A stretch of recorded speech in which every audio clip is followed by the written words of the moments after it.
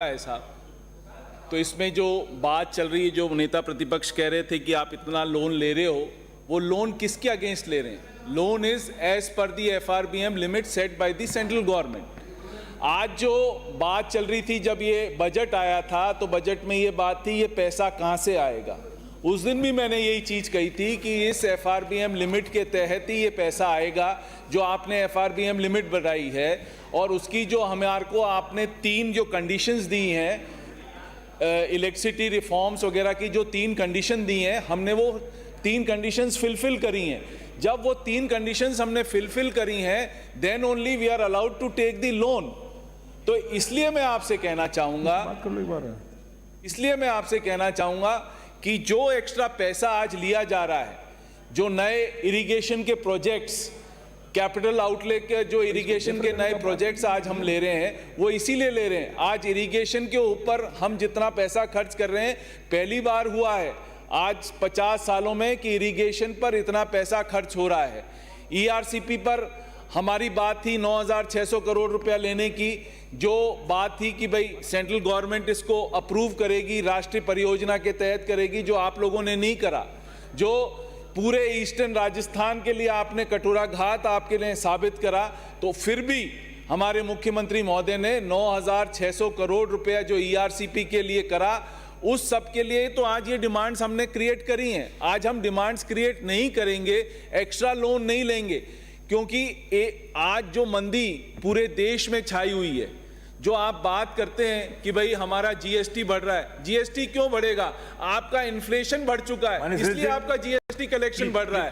आपका inflation level आज 12 से 13% है, और उतना ही इंक्रीज आपका GST का हो रहा है। तो जो इन्फ्लेशन ये सरकार, केंद्र सरकार कंट्रोल नहीं कर पा रही है, आज उसकी वजह से हमारे को सबको इस देश में प्रॉब्लम आ रही है। आज average inflation, consumer inflation is to the tune of 12.5%, unprecedented. पिछले 50 सालों में इतना इन्फ्लेशन नहीं बढ़ा। इतना इन्फ्लेशन बढ़ने से ही ये सिर्फ बात करते हैं कि हमारा GST का कलेक्शन बढ़ गया। GST का कलेक्शन जब पहले 40 रुपए किलो लोहा होता था, आज की डेट में वो 85 रुपए 70 रुपए तक पहुंच गया। वो कलेक्शन बढ़ेगा ही बढ़ेगा। सीमेंट प्राइसेस आप देखो कहां जा रही हैं। जितने आपके मेटल्स हैं, the prices have increased 1.5 times. So अपने आप ही आपका GST कलेक्शन बढ़ेगा। GST में आप यदि ये देखें पर consumption, per capita consumption human, उसमें कि भाई कितना कंजम्पशन हुआ है, तो अल्टीमेटली आप देखते हो उनका प्रोडक्शन तो कम हुआ है, बट उनकी रेटें बढ़ गई, इसलिए आपका GST कलेक्शन हो गया। आज GST कलेक्शन होने के बाद आज ये हमारे को लोन क्यों लेना पड़ रहा है? यदि केंद्र सरकार 4.5 लाख करोड़ रुपया जो पेट्रोलियम और डीजल पर ये लोग कमाते हैं, उसमें से डेवल्यूशन कितना सा कर रहे हैं? 22,000 करोड़ का स्टेट्स को कर रहे हैं। उसमें से दे देना पैसा, तो स्टेट्स को ये लेने की जरूरत नहीं पड़ेगी। हम लोन लेने के लिए हमारे बाध्य नहीं करना पड़ेगा हमारे आपको। उसमें तो सरचार्ज लगा दिया आपने, एक्साइज ड्यूटी को हटा दिया। स्पेशल एक्साइज ड्यूटी के नाम से आप वो पैसा सिर्फ सेंटर में रख लेते हैं, और वो किस नाम से रख रहे हैं? वो सिर्फ उस नाम से रख रहे हैं कि 4.5 लाख करोड़ रुपए इनने सिर्फ पेट्रोलियम और डीजल।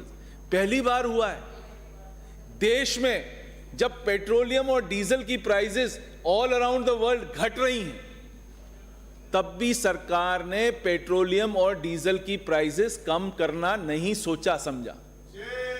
आप देखिए, जब 100 रुपए बैरल का, 100 रुपए डॉलर पर बैरल का क्रूड ऑयल था, आज की डेट में वो 88 रुपीज है। प्राइसेस तो आप बढ़ा देते हो, जैसे जैसे डॉलर बैरल पर प्राइस बढ़ रही थी, वो तो आपने प्राइस बढ़ा दी।